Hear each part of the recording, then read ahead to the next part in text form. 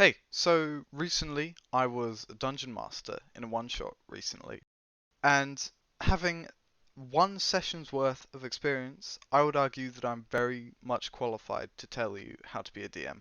Okay, so the first step to becoming a DM is subscribe to me.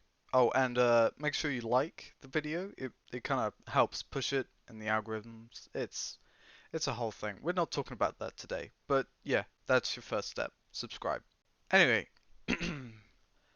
so the actual first thing that you need to do is we need to think of a story. So I often do this by making like a storyboard. It's a good way to link ideas. Let's start with like a beginning idea. It's around here somewhere. Ah, here we go. Fairly standard stuff for a campaign. The party are given a quest by a king to defeat a dragon. Pretty basic story, so we can make it fairly varied. But making it more generic means we can mix in some good roleplay, get some good fighting, and make some interesting environments. Now we've got our basic environment and the time period that we start in.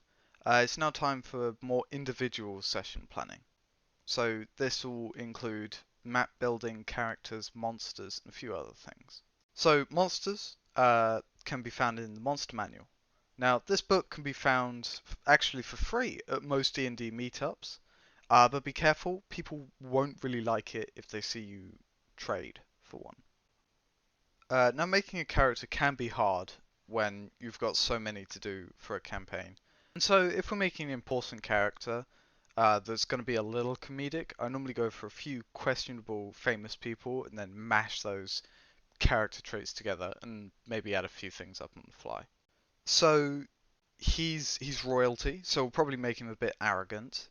Um, let's just throw in a bit of bad hair for a bit of comedy.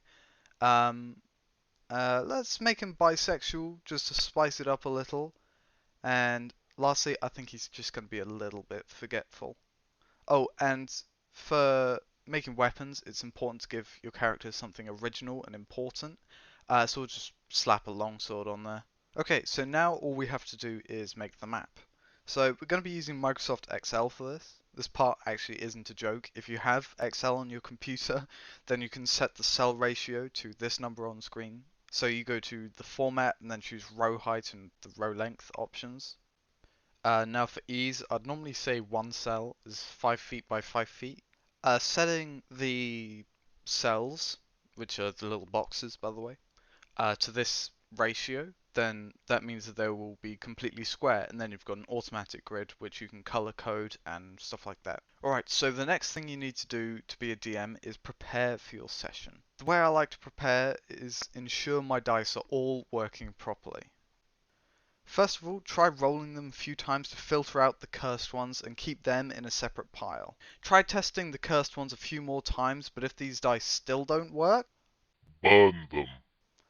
or however you'd like to kill them, whether by stabbing, drowning, or an explosion.